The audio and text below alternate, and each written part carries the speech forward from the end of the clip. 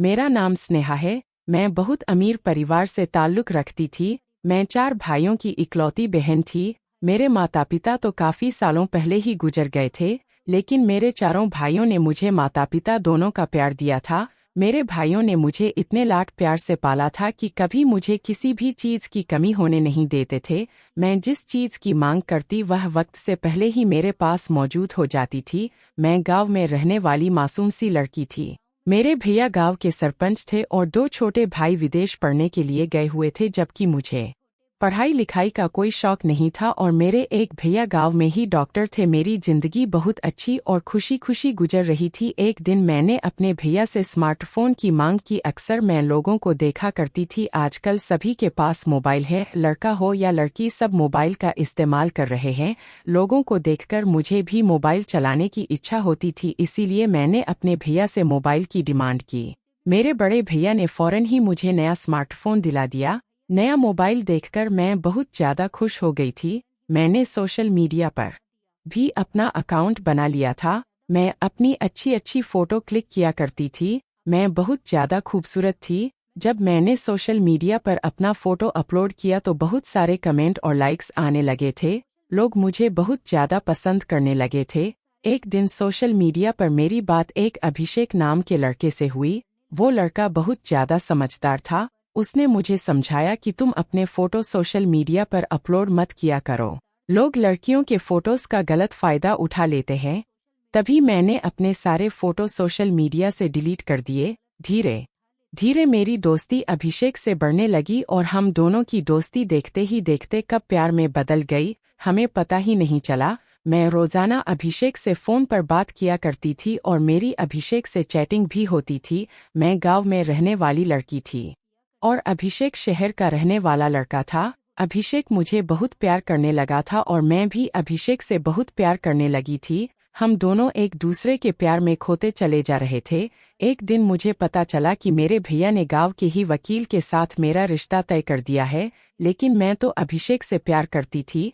फिर मैं किसी और से शादी कैसे कर सकती थी?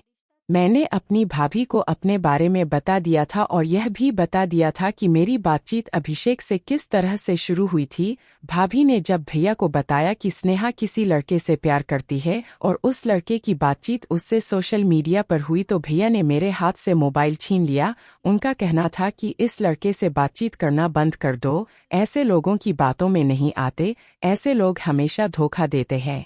सोशल मीडिया पर रहने वाले ज़्यादातर लड़के लड़कियों को अपने प्यार के जाल में फंसा कर उन्हें धोखा दे देते हैं, लेकिन अभिषेक ऐसा लड़का नहीं था। मैंने अपने भैया को बहुत यकीन दिलाने की कोशिश की, लेकिन किसी ने मेरी एक ना सुनी। भैया चाहते थे कि मैं अभिषेक को भूल जाऊं, लेकिन मैं ऐसा नहीं कर सकती थी। जब मैंने इस बारे में अभिषेक को बताया तो उसने मुझसे कहा कि तुम अपने घर से भाग जाओ, मैं तुम्हें किसी और का होता हुआ नहीं देख सकता।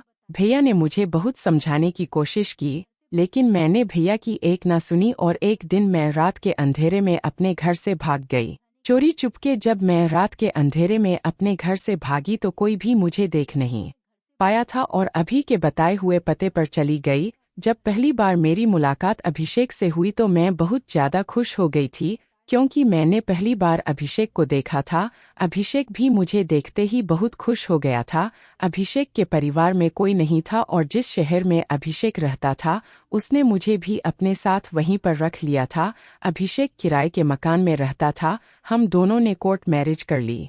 उसके बाद हम दोनों पति पत्नी बन गए और हमारी जिंदगी बहुत अच्छी गुजर रही थी।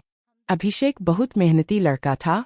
वह अपना काम बहुत मेहनत से करता था। अभिषेक के साथ जिंदगी गुजारकर मैं बहुत खुश थी। मैं अपने घर से भागकर आ गई थी। जरूर मेरे भाइयों ने मुझे ढूंढने की कोशिश की होगी, लेकिन मुझे उससे कोई फर्क नहीं पड़ता था। मैं अपने पति के साथ बहुत ज़्यादा खुश थी। अगर मैं अपना घर छोड़कर नहीं आती तो मेरे भैया मेरी शादी कहीं और कर देते और मैं अभिषेक से अलग होना नहीं चाहती थी। मुझे अभिषेक से इतना ज़्यादा प्यार हो गया था कि मैं अभिषेक के प्यार में दीवानी हो गई थी। अभिषेक मेरी छोटी से छोटी जरूरत को पूरा किया करते थे। उनको एहसास था कि लिए नौकर भी लगे हुए हैं। मैंने उसे बताया कि मैं उनकी खातिर अपना सब कुछ छोड़कर आई हूँ। अपनी जिंदगी का यह फैसला करके मैं कभी भी नहीं पछताई थी, लेकिन एक दिन मेरे साथ ऐसा हुआ जो शायद कभी मैंने सोचा भी नहीं था। मेरी खुशियों को अचानक ही किसी की नज़र लग गई थी। एक दिन मेरे पास फ़ोन आया कि आपके पति का एक्सीडेंट हो गया है।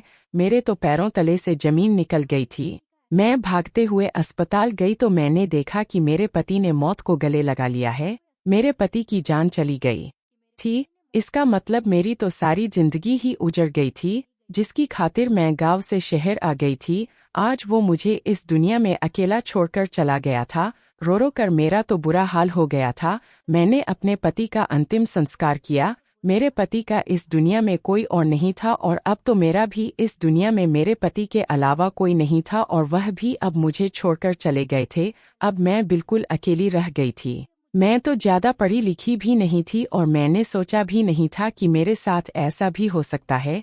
मेरी सारी आईडी वगैरह सब मेरे भाइयों के घर पर ही मौजूद थी। मैं कहीं भी नहीं कर सकती थी क्योंकि मेरे पास मेरी अपनी पहचान के लिए कोई सबूत नहीं था, क्योंकि अभी मेरी शादी को सिर्फ 2 महीने ही गुजरे थे। अभिषेक के मरने के बाद मैंने अपने भाइयों से कांटेक्ट करने की बहुत कोशिश की तो उन्होंने मुझे साफ इनकार कर दिया कि तुम हमारे लिए मर चुकी हो और अब वापस कभी तुम्हें हमारे घर आने की कोई ज़रूरत नहीं। और हमने सारे गाँव में यह खबर फैला दी है कि तुम मर चुकी हो, यहाँ तक कि हमने किसी की झूठी लाश लाकर यह कह दिया था कि यह तुम हो और एक हादसे में तुम्हारी मौत हो गई। वैसे तो मुझे पता था कि मुझे अपने भाइयों से यही जवाब मिलेगा, लेकिन अब मैं अपनी जिंदगी कैसे गुजारती। मुझ पर तो परेशानियों के पहाड़ टूट पड़े थे। अभिषेक को मरे हुए 1 महीना हो चुका था।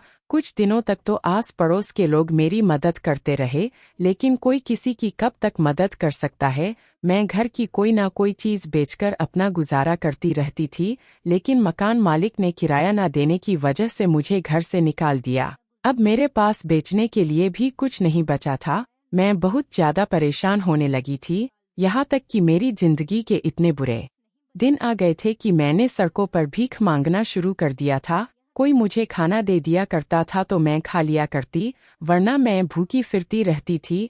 मेरी जिंदगी बद से बदतर होती चली जा रही थी। एक दिन मैं सड़क के किनारे बैठी हुई भीख मांग रही थी। मेरे पास रहने के लिए भी कोई ठिकाना नहीं था, इसीलिए मैं सड़कों पर बैठकर अपना दिन और रात गुजार दिया करती थी। उस दिन एक आदमी ने मुझे भीख दी। मैं भूख से मरने वाली थी। मैंने उस आदमी के पैर पकड़ लिए।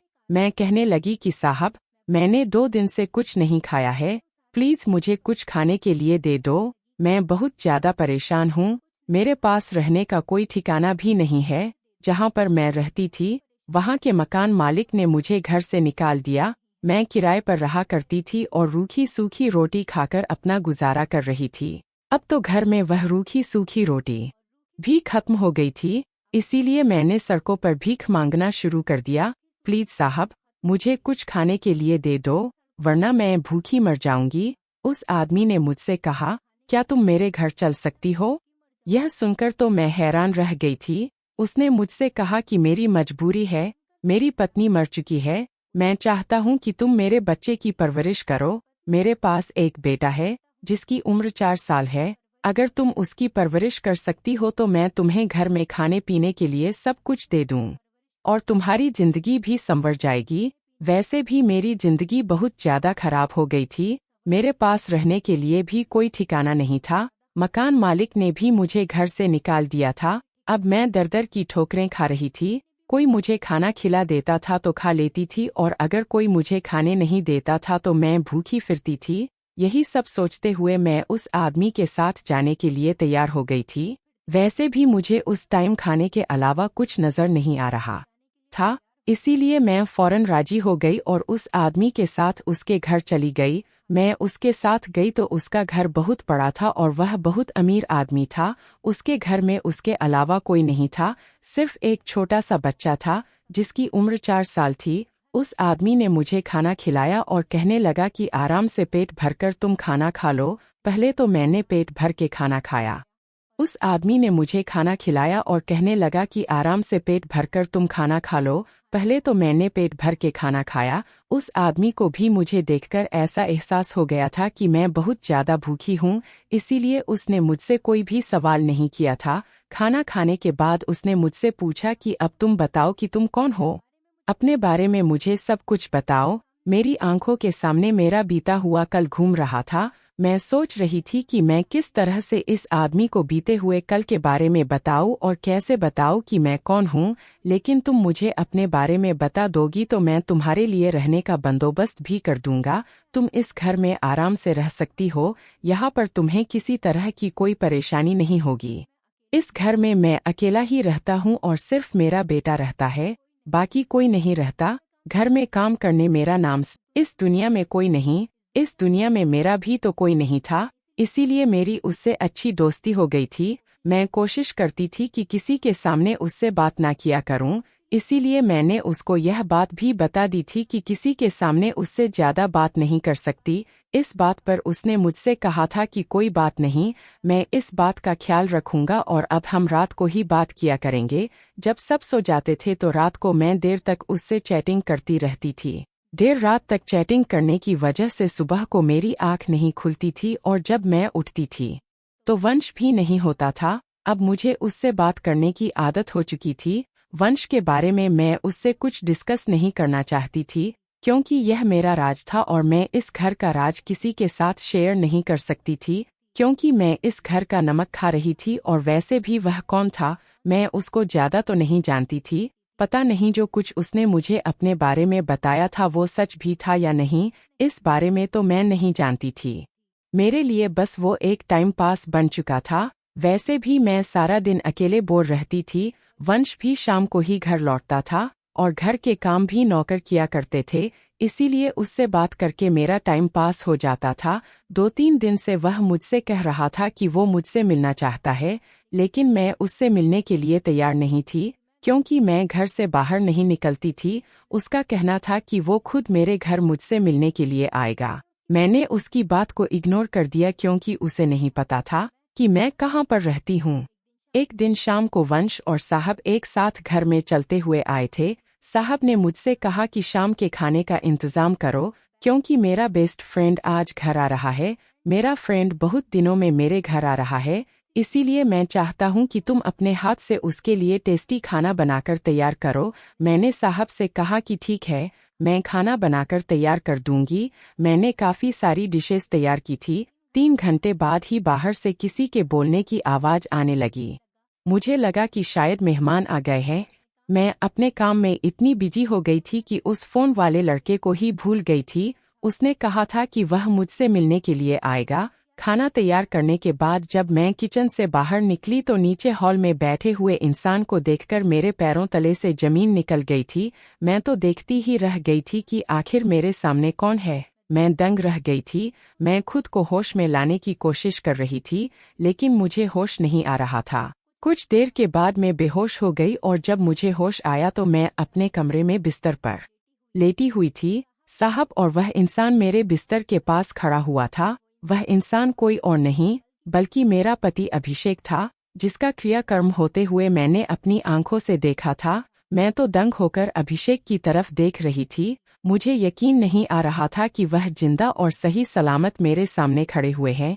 अभिषेक भी मेरी तरफ गौर से देख रहे थे और उनकी आंखों में मुझे आंसू नजर आए रहे थे। अभिषेक ने मुझसे कहा, स्नेहा, यकीन कर लो, मैं ही हूँ तुम्हारा अभिषेक, जो तुमसे बहुत प्यार करता है। देखो मैं जिंदा हूँ। और यह कहते हुए वह मेरे पास बेड पर बैठ गए। मेरी आंखों में भी आंसू आ गए थे और मैं उनको छूकर देख रही थी। मुझे यकीन हो गया था कि वह सच में ही जिंदा है और मेरे सामने बैठे हैं। मैं उनके गले से लगकर खूब रोने लगी। वह भी मुझसे लिपटकर खूब रो रहे थे।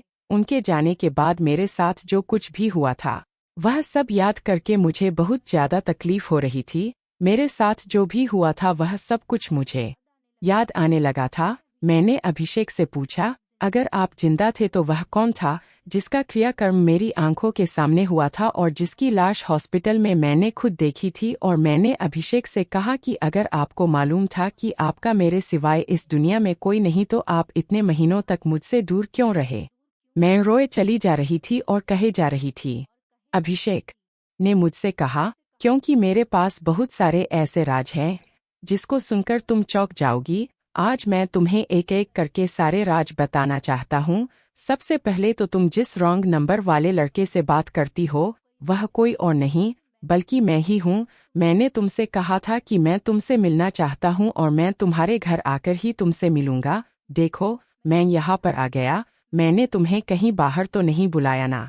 फिर मैंने सोचा कि जो बातें वह लड़का मुझसे किया करता था और उसको मेरे बारे में हमें जितनी भी बातें पता थी, यह सब बातें तो मेरे पति और मेरे अलावा कोई नहीं जानता था। लेकिन मेरा इस बात पर ध्यान बिल्कुल भी नहीं गया कि अभिषेक जिंदा भी हो सकते हैं।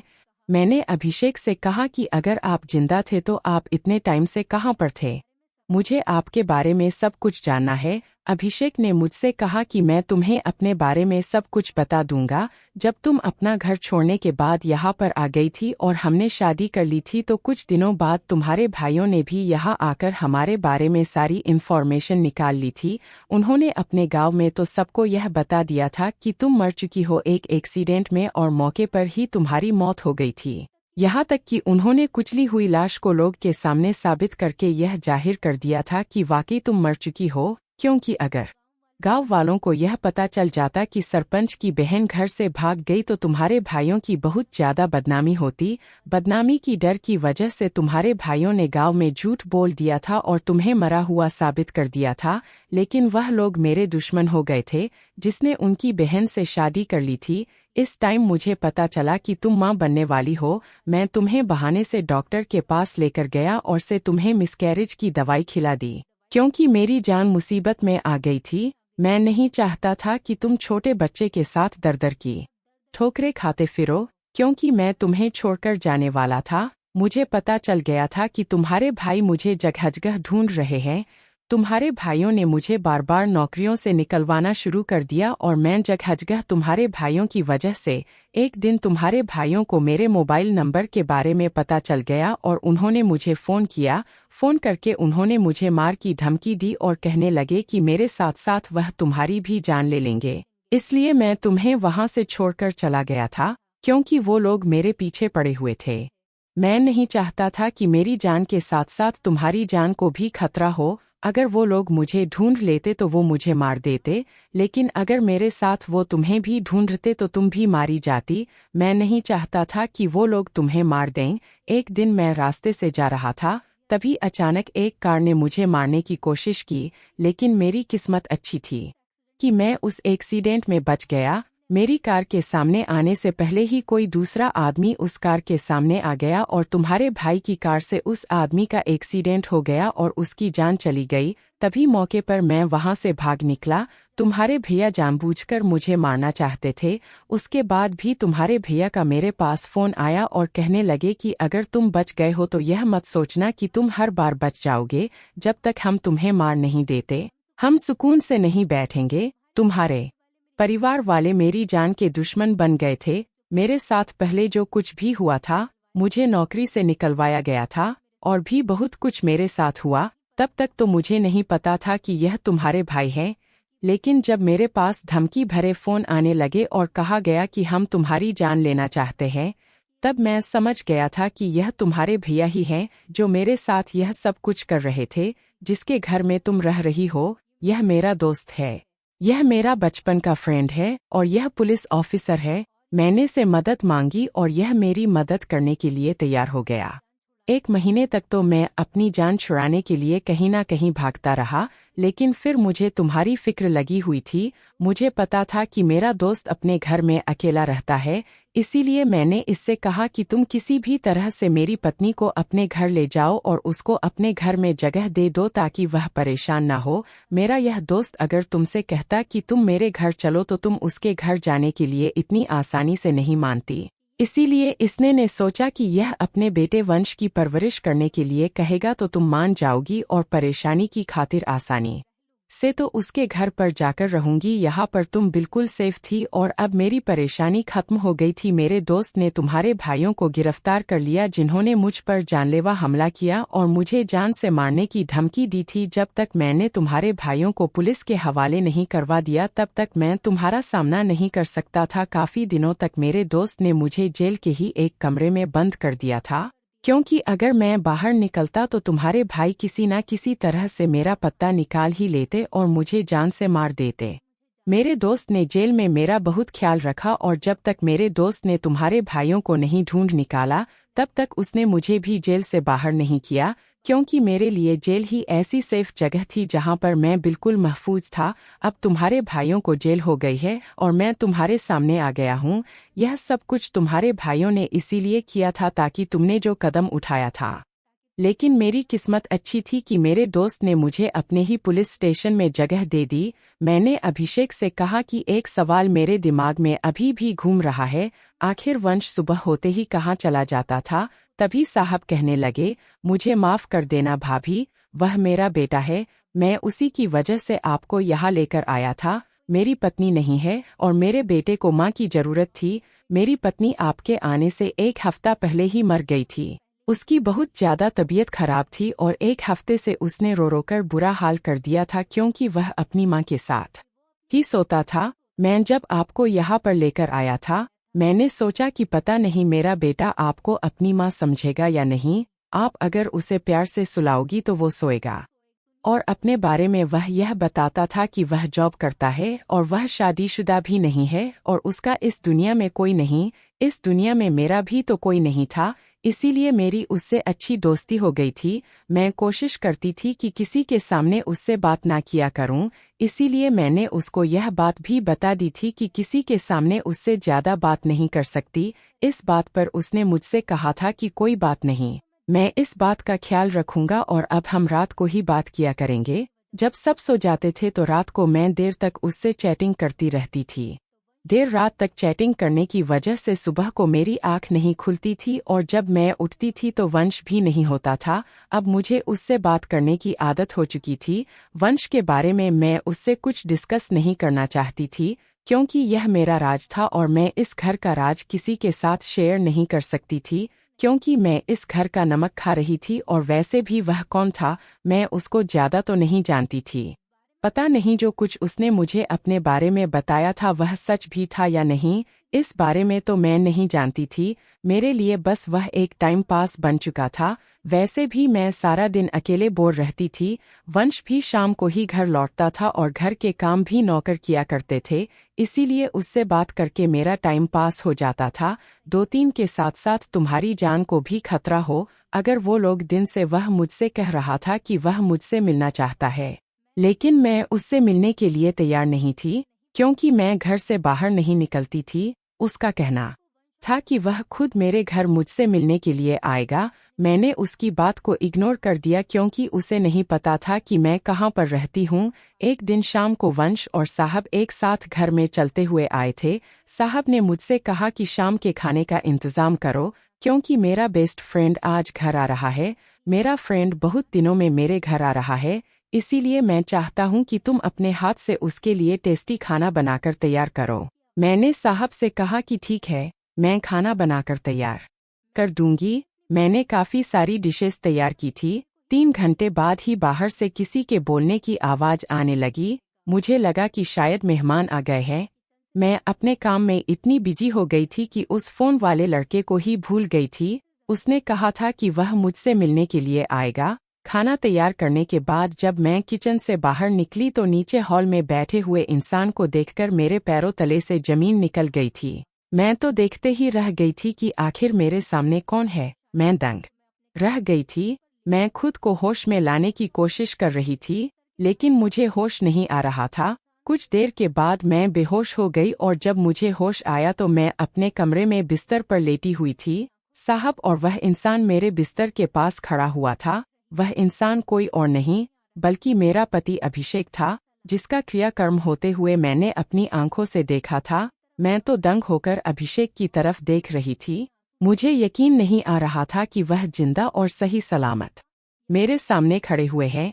अभिषेक भी मेरी तरफ गौर से देख रहे थे और उनकी आंखों में मुझे आंसू नजर आ रहे थे। अभिषेक ने मुझसे कहा, स्नेहा, यकीन कर लो, मैं ही हूँ तुम्हारा अभिषेक, जो तुमसे बहुत प्यार करता है। देखो मैं जिंदा हूँ। और यह कहते हुए वह मेरे पास बेड पर बैठ गए। मेरी आंखों में भी आंसू आ गए थे और मैं उनको छूकर देख रही थी। मुझे यकीन हो गया था कि वह सच में ही जिंदा है और मेरे सामने बैठे हैं। मैं उनके गले से लगकर खूब रोने लगी। वह भी मुझसे लिपटकर खूब रो रहे थे।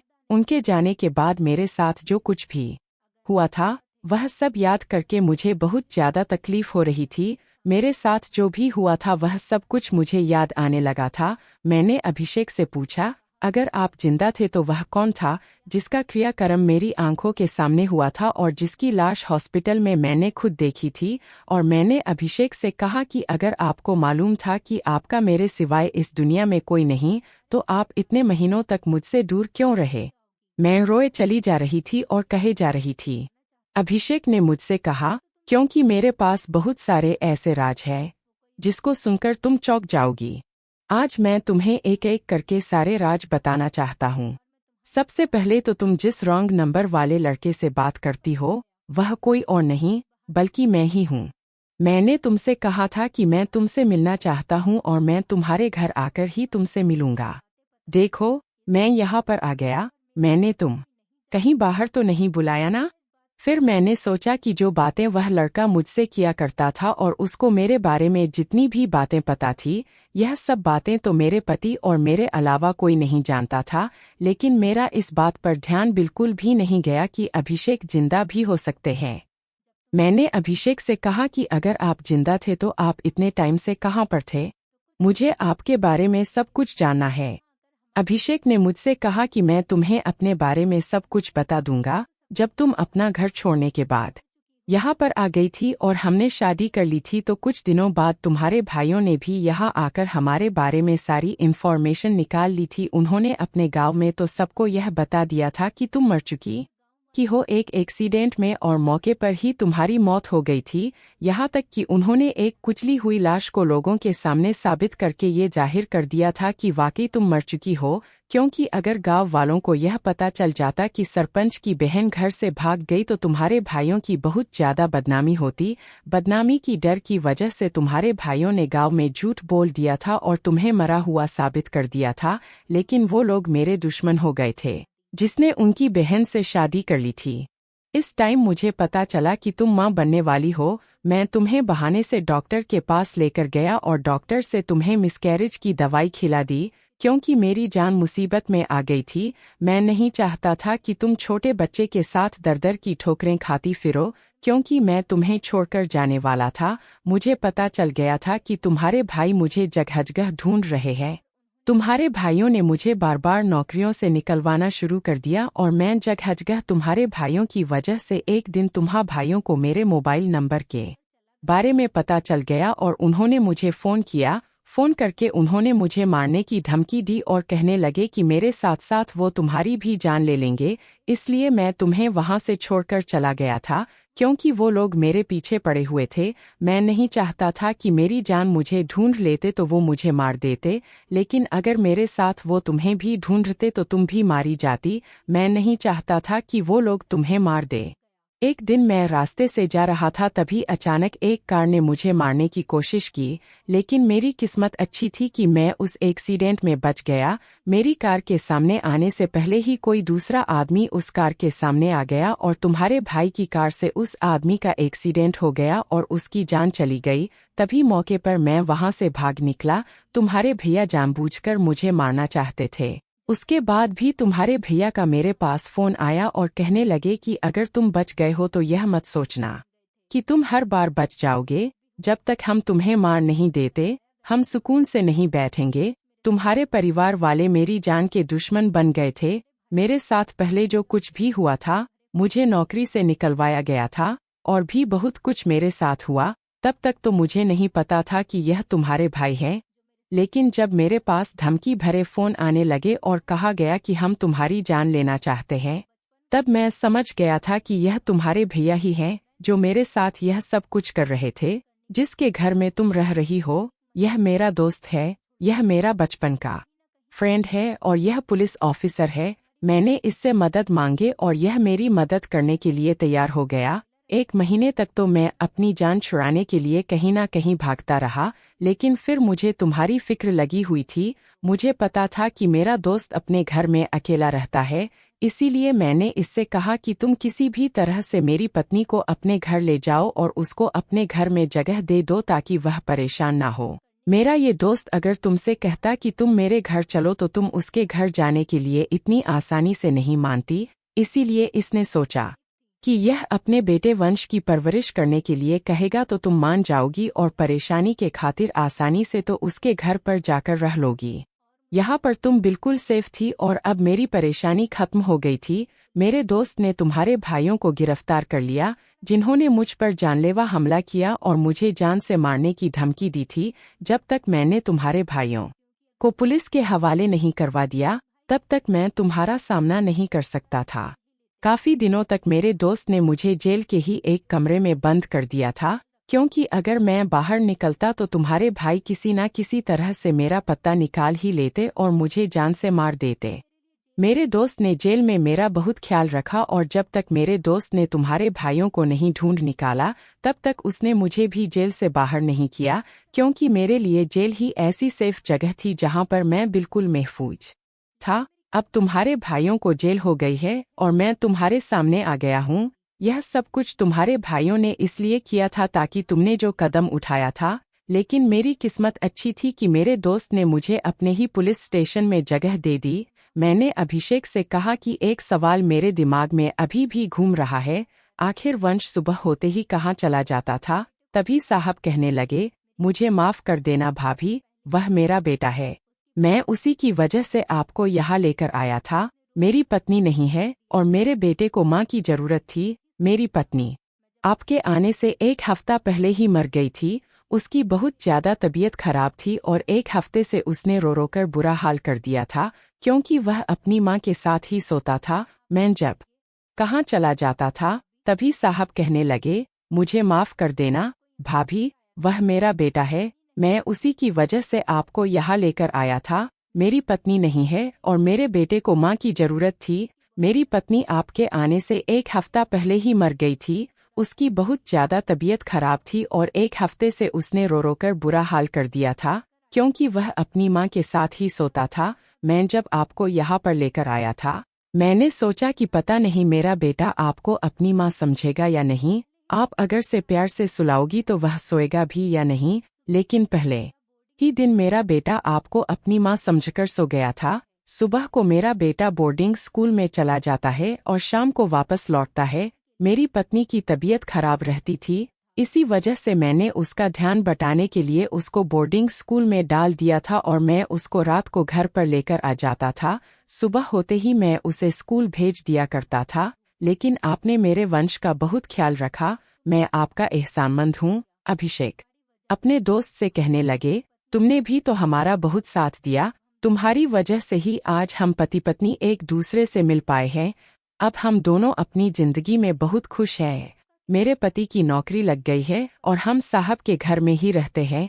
साहब का कहना था कि मैं उनके बेटे की परवरिश ऐसे ही करूं जैसे मैं करती थी, क्योंकि वंश मुझसे बहुत ज्यादा अटैच हो गया था और मैंने हमेशा वंश को माँ की तरह ही प्यार दिया था। इसीलिए हम उन्हीं के घर में रहते थे। मैं अभिषेक का साथ दोबारा से पाकर बहुत ज्यादा खुश हो गई थी। मेरी जिंदगी से सारी परेशानियां खत्म हो गई थी, लेकिन मेरे भाइयों ने जो किया था वह माफ करने लायक नहीं था। उनकी वजह से मुझे बहुत ज्यादा परेशानी उठानी पड़ी थी। आज मेरे भाई जेल में है और अब उनकी सजा भी पूरी हो गई है।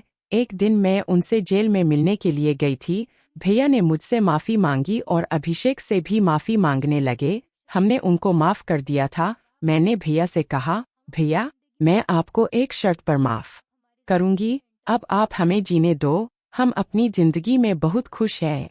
कभी आप हमारी जिंदगी में इंटरफेयर नहीं करेंगे। भैया ने भी कहा कि बस मैं तो अपनी बहन को खुश देखना चाहता था। अभिषेक के साथ अगर तुम खुश हो तो मेरे लिए यही बहुत है। मेरी जिंदगी में अब सब कुछ ठीक हो गया है और मैं अपनी जिंदगी खुशी खुशी गुजार रही हूँ। दोस्तों, उम्मीद करती हूँ आपको हमारी कहानी पसंद आई होगी। अगर आपको वीडियो पसंद आए तो लाइक और सब्सक्राइब करना न भूलें। धन्यवाद।